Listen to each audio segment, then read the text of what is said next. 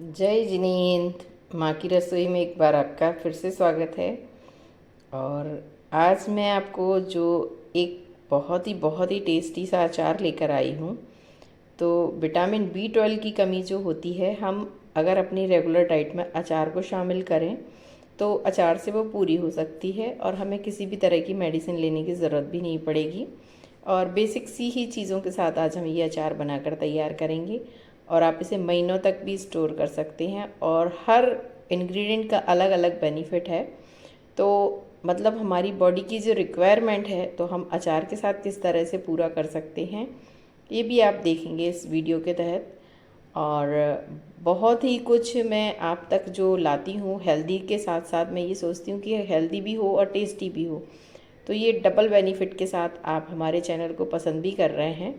और ये वाला अचार जो है वो मैं थोड़ा सा मतलब टाइम के लिए बना कर रखती हूँ, क्योंकि ये चीज़ें कुछ ऐसी हैं जो हमेशा मौजूद नहीं रहती हैं। जैसे कि ये कमल डंडी है या करौंदा है।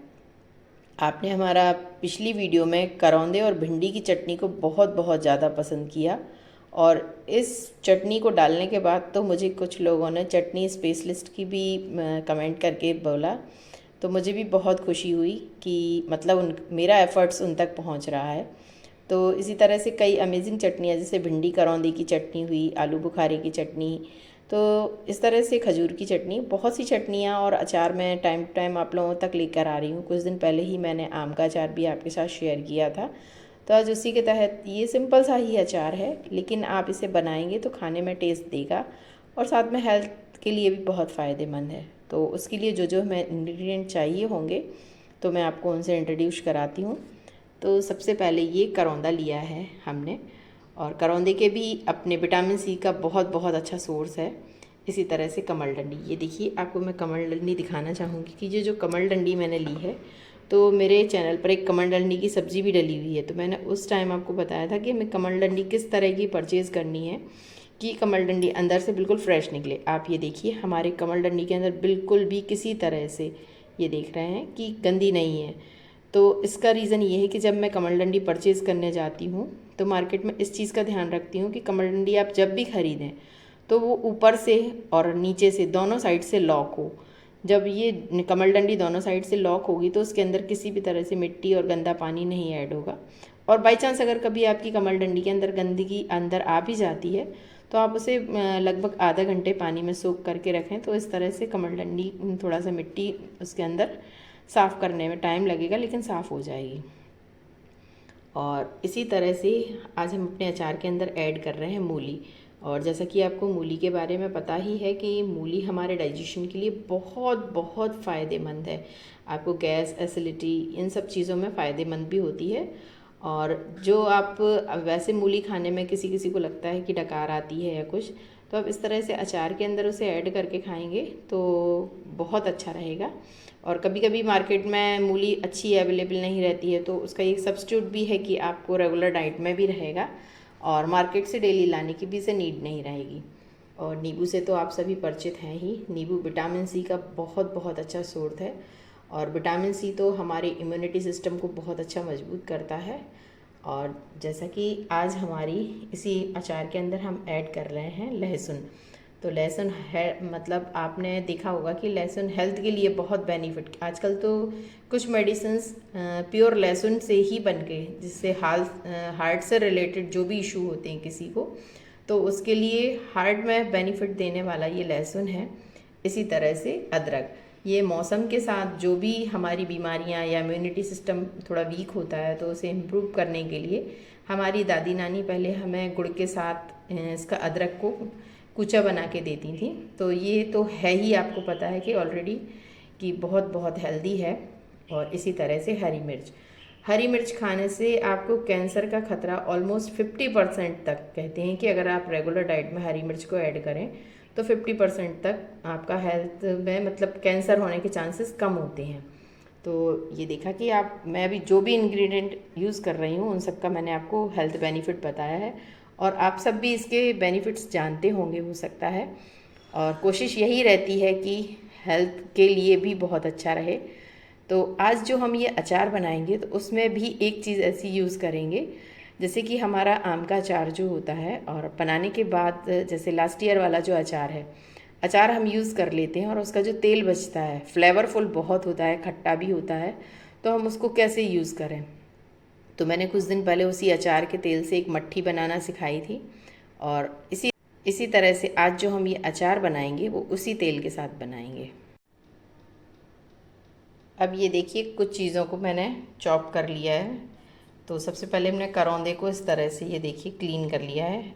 इसके अंदर ये छोटे छोटे से बीजेस होते हैं, इन्हें आप हटा लें इनकी। ये देखिए इसके अंदर कट करने के बाद छोटे छोटे हार्ड बीजेस होते हैं। और मुरार को मैंने ऑलरेडी पहले ही साफ़ करके कट कर लिया था। इसी तरह नींबू को भी कट कर लिया है, हरी मिर्च को भी। अब हम इसका जो मसाला तैयार करेंगे, आज हमें इसमें ज़्यादा मसाले ऐड करने की इसलिए ज़रूरत नहीं होगी क्योंकि हम इसके साथ जो तेल ऐड कर रहे हैं तो वो तेल हमारा ऑलरेडी फ्लेवरफुल है और उसमें बहुत कुछ मसाले पहले से ही ऐड हैं। और इसमें हम नमक का भी थोड़ा कम प्रयोग करेंगे क्योंकि हमारे तेल में पहले से ही नमक भी मौजूद है। तो इसके लिए ली है मैंने सबसे पहले तो ये देखिए, हम थोड़ी सी ये पिसी हुई लौंग, काली मिर्ची, पीली सरसों, मेथी दाना, अजवाइन, हल्दी, काली वाली राई, सौंफ और लाल मिर्च, इन सबको हम हल्का सा ड्राई रोस्ट करके, कुछ चीज़ें हमारी ऑलरेडी ड्राई रोस्ट मैंने करके पीस ली हैं, जैसे कि ये लौंग है, तो इसी तरह से हम सौंफ वगैरह को हल्का सा, और मेथी दाना हमने पहले से ही ड्राई रोस्ट कर रखा है। तो इन सबको मोटा सा दरदरा पीस लेंगे और इनका पाउडर बनाकर तैयार कर लेंगे। ये देखिए ड्राई रोस्ट करने के बाद मैंने ये मसाले को पीस लिया है।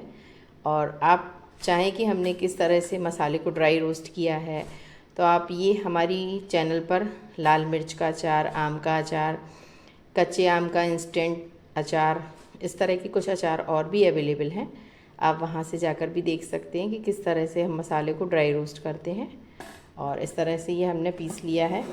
और अब मैं आपको एक चीज़ जो मैंने बोला था, मेरा लास्ट ईयर का जो आम का अचार होता है उस अचार का बचा हुआ तेल ये आपको मैं दिखाना चाहूँगी। ये देखिए नीचे इसमें मसाला है और ऊपर तेल है।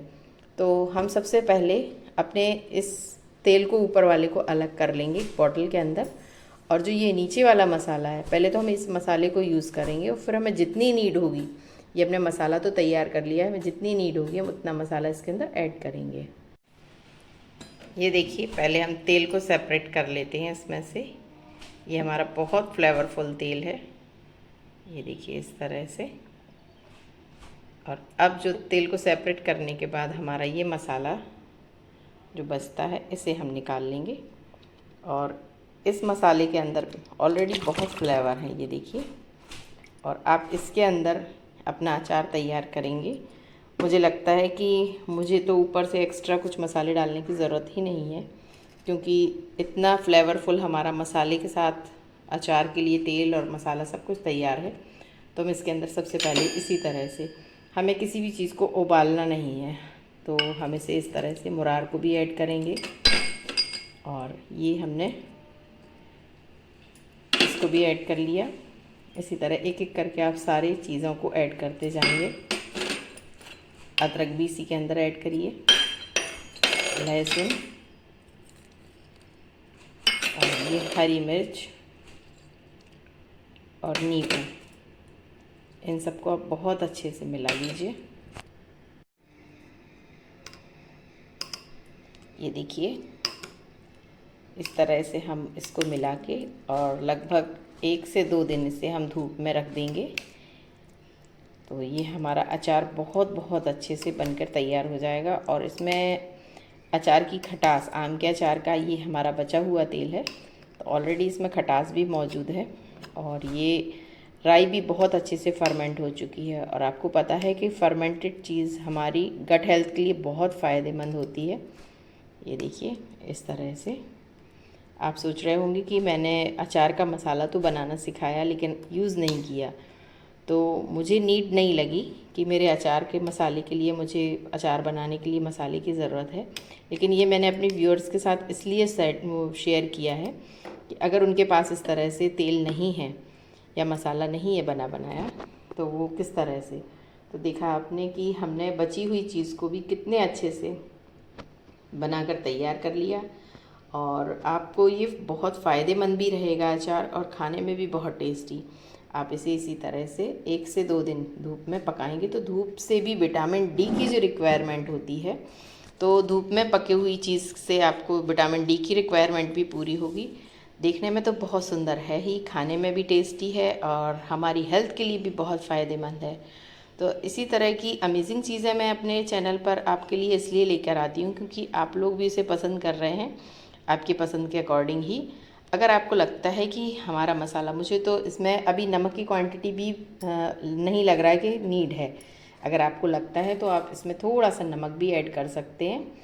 और इसी तरह से ये देखिए, बस आपको एक चीज़ का ध्यान रखना है कि जब आप अचार बनाएं तो ये एक लेयर में इसको कवर कर दें, और हल्का सा मैं इसके ऊपर तेल, जो ये हमारा अचार का, मैंने आपको पहले तेल सेपरेट करके दिखाया था, अब तेल की एक लेयर भी आप इसके ऊपर से चढ़ा देंगे। ये देखिए, तो ये अचार आपका महीनों तक के लिए इस तरह से अचार तैयार है।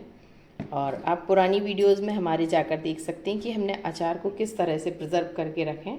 ये रेसिपी भी मैंने सिखाई थी कि किस तरह से हम कांच की बोतल को साफ़ करने के लिए, तो एक हमें कुछ नहीं करना है, एक कोयला लेना है, कोयले को आंच के ऊपर रख के जब वो कोयला लाल गर्म होने लगे तो हम उस कोयले के ऊपर या तो आप हींग डालें या फिर थोड़ा सा घी डालें, और जो अपनी ये इस तरह से कांच की बोतल है उसे आप पलट कर रख देंगे।